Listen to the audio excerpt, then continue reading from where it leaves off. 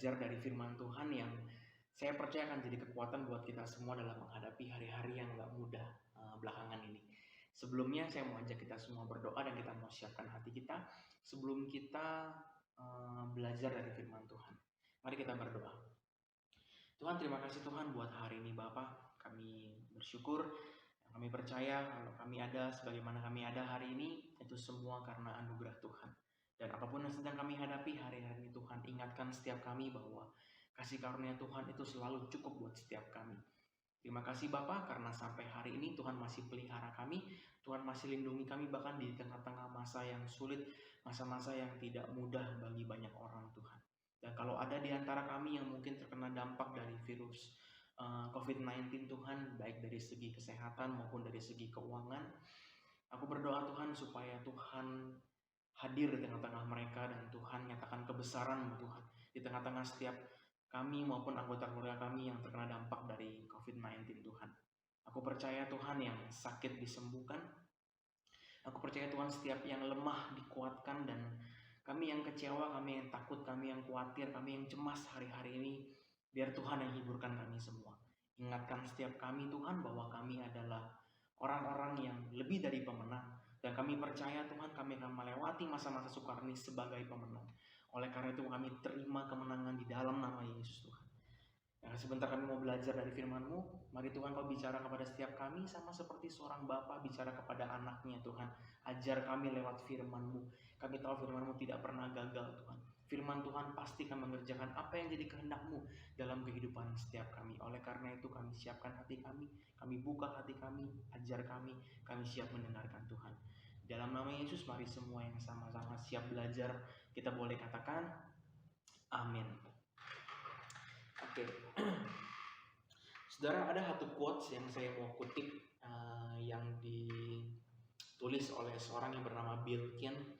Ya, dan quotes ini dikutip juga sama satu film animasi yang cukup terkenal, dan mungkin Bapak Ibu Saudara juga tahu lah quote ini seperti apa. Ini quotes yang bicara soal masa lalu, masa depan, dan masa sekarang. Ya, quotesnya bilang gini, yesterday is history, tomorrow is a mystery, but today is a gift. Ya, lanjutannya Bapak Ibu Saudara pasti tahu lah. Kurang lebih kayak gini. Hari kemarin itu adalah sejarah, ya. Hari esok adalah sebuah misteri, tetapi hari ini adalah sebuah hadiah. Ya. Saya mau fokus ke kalimat tomorrow is a mystery. Ya, hari esok adalah sebuah misteri. Ya, kita nggak pernah tahu apa yang akan terjadi hari esok. We never know, teman-teman. Ya, Bapak Ibu Saudara, we never know what will happen next.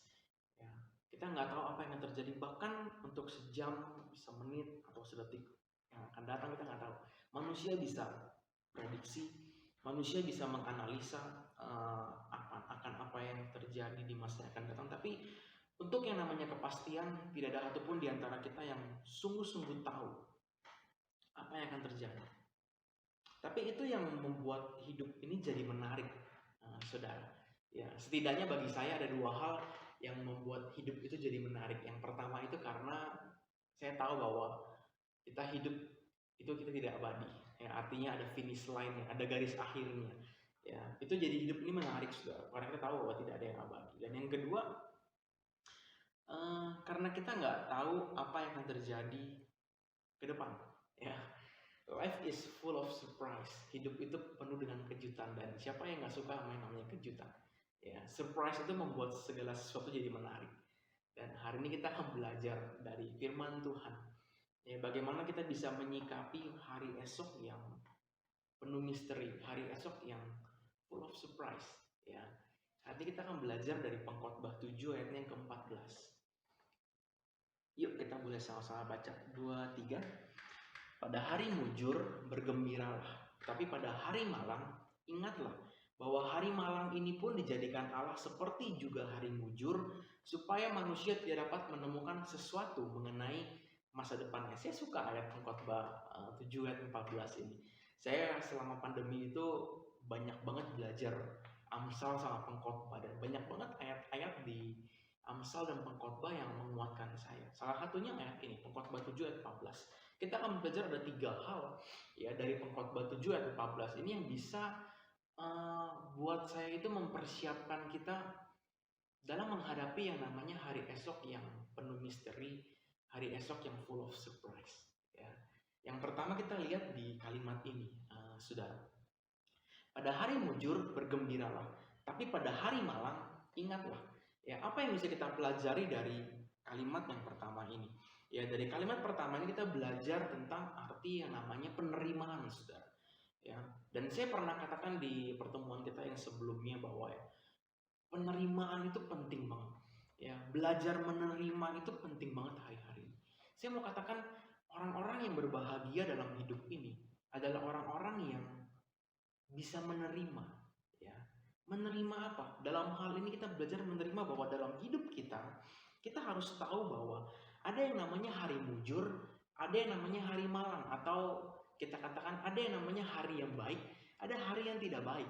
Ya, kita nggak bisa mengharapkan kehidupan ini itu semuanya baik, saudara. Ya, bahkan kita orang percaya, kita nggak bisa mengharapkan bahwa kita tuh kayak lagi di jalan tol, ya, yang semuanya lancar, saudara.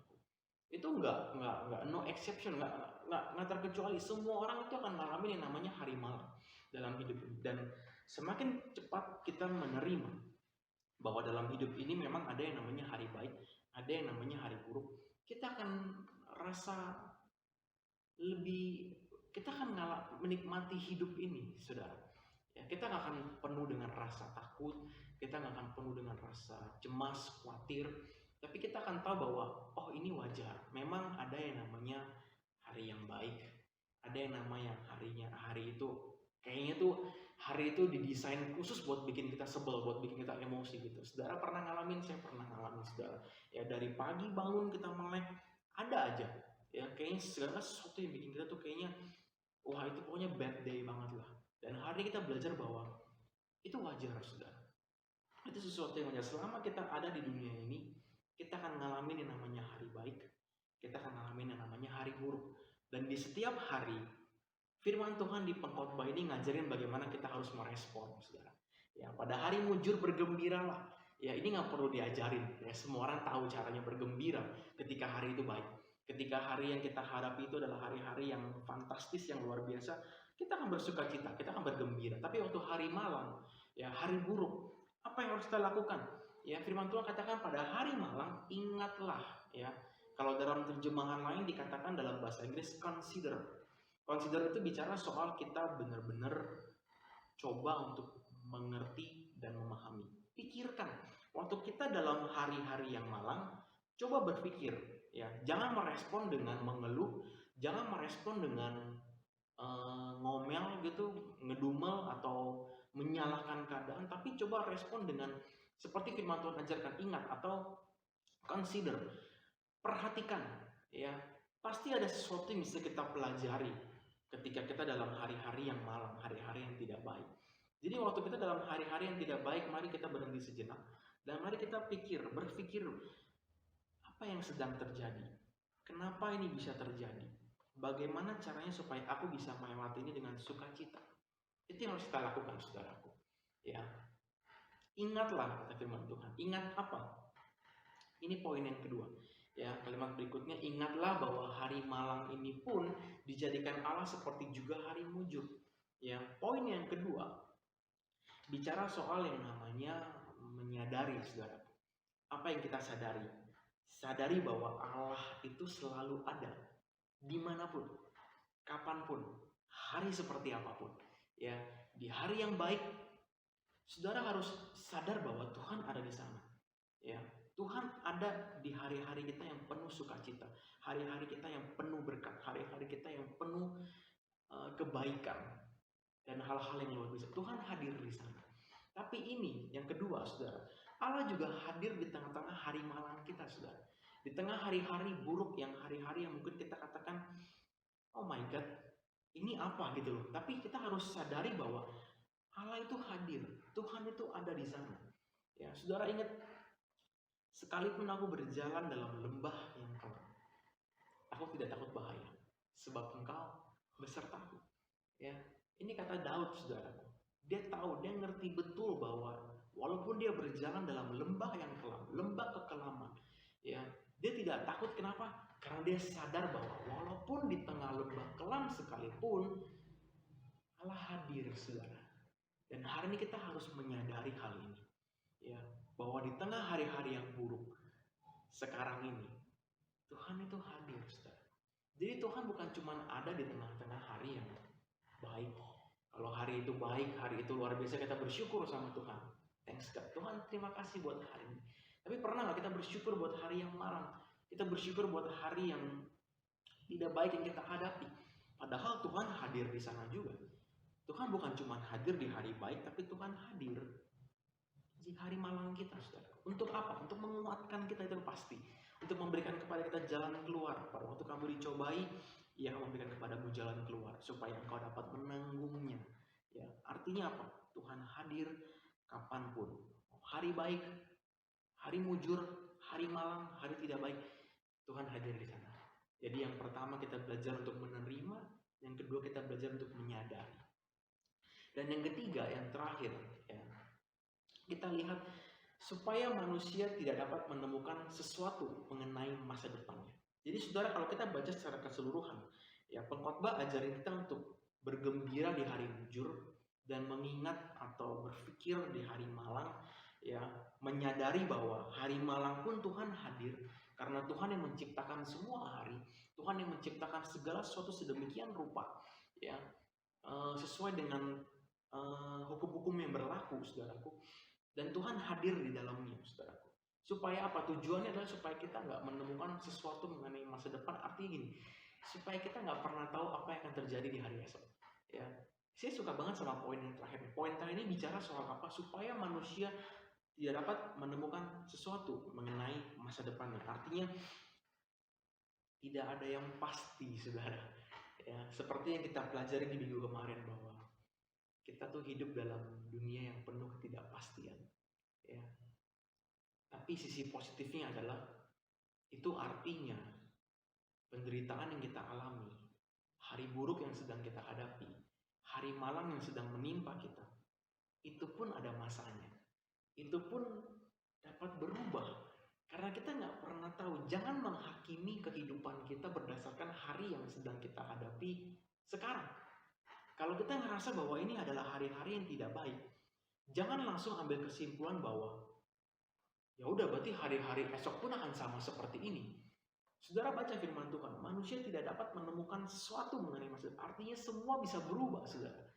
Ya, itu artinya apa? Kalau kita sedang dalam hari-hari yang baik, kalau kita sedang mujur hari-hari ini, ya, jangan sombong, saudara, karena keadaan bisa berubah.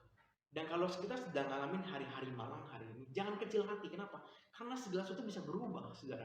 Ya, tidak ada yang abadi, tidak ada yang permanen. Bahkan penderitaan kita pun tidak permanen, saudara. Karena Tuhan sanggup pulihkan setiap keadaan kita. Ya, ini 3 hal yang luar biasa, saudara. Pada hari mujur bergembiralah. Pada hari malang ingatlah. Hari malang itu dijadikan Allah seperti hari mujur supaya kita nggak pernah bisa prediksi masa depan kita. Artinya hidup kita akan full of surprise di dalam Tuhan. Kalau saudara sedang dalam masa-masa kelam hari-hari ini, saya mau katakan mari berharap kepada Tuhan.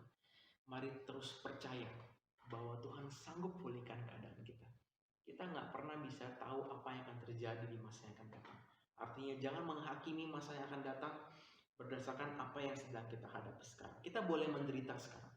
Kita boleh merasa malang sekarang. Tapi jangan berpikir bahwa kita akan selamanya menderita. Kita akan selamanya dalam keadaan malang. Ingat, Tuhan sanggup pulihkan keadaan setiap kita. Ya. Jadi kita belajar mempercayakan. Ya. Kalau kita tahu bahwa segala sesuatu bisa berubah di depan, itu artinya kita belajar untuk mempercayakan hidup kita, mempercayakan masa depan kita kepada Tuhan. Kenapa kepada Tuhan? Karena hanya Tuhan satu-satunya pribadi yang pasti di tengah-tengah ketidakpastian. Ingat, Yesus Kristus tetap sama, ya kan? Baik kemarin, hari ini, bahkan sampai selama-lamanya. Artinya, kalau kita mau mempercayakan masa depan kita, mari percayakan kepada sesuatu yang pasti. Jangan percayakan kepada sesuatu yang tidak pasti. Ya, hari malang itu tidak pasti. Itu bisa berubah. Hari mujur tidak pasti, bisa berubah. Tapi Tuhan Yesus tetap sama. Oleh karena itu mari kita belajar mempercayakan. Bukan cuma belajar untuk menerima, bukan cuma untuk belajar hanya untuk menyadari bahwa Tuhan ada, tapi belajar untuk mempercayakan masa depan kita ke dalam tangan Tuhan. Ya, karena Tuhan yang sanggup membentuk masa depan kita penuh dengan harapan, masa depan yang penuh dengan damai sejahtera. Oke saudara, itu yang kita pelajari hari ini. Memang kita nggak pernah tahu, we never know. Tomorrow is full of mystery. Life is full of surprise. Hidup ini penuh dengan kejutan. Hidup ini penuh dengan misteri. Hari depan itu penuh dengan ketidakpastian. Tapi ada 3 hal yang kita tahu. Ya, ini yang kita tahu. Kita tahu bagaimana caranya menerima, saudara. Menerima setiap keadaan dengan respon yang benar. Waktu hari mujur, bergembiralah. Waktu hari malam, mari kita berpikir. Mari kita jangan mengeluh, jangan protes, apalagi jangan menyalahkan keadaan, menyalahkan orang lain. Tapi kita coba pikirkan, coba ambil waktu untuk step back, tenang sedikit, dan berpikir. Ya. Menerima setiap keadaan dengan respon yang benar. Yang pertama. Yang kedua, menyadari bahwa Tuhan selalu menemani setiap langkah kita. Bukan cuma di hari-hari baik, tapi di hari-hari malam justru Dia ada. Karena Dia adalah Allah Immanuel, Allah yang beserta dengan kita. Walaupun kita berjalan dalam lembah yang kelam, kita tidak takut. Kita bisa bilang, aku tidak takut Tuhan, karena Engkau beserta dengan aku. Dan yang ketiga, kita tahu bagaimana mempercayakan hidup kita, mempercayakan masa depan kita yang penuh ketidakpastian kepada Tuhan yang penuh dengan kepastian. 3 hal yang bisa kita pelajari, 3 hal yang bisa kita praktikkan dalam menghadapi hari-hari yang mungkin bagi banyak orang itu adalah hari malam. Yuk, mari kita belajar menerima setiap keadaan dengan respon yang benar. Mari kita belajar menyadari bahwa Tuhan selalu menemani setiap langkah kita. Mari kita belajar mempercayakan masa depan kita yang penuh ketidakpastian dalam tangan Tuhan yang penuh dengan kepastian. Ini firman Tuhan yang saya percaya boleh menguatkan setiap kita semua. Tuhan Yesus memberkati.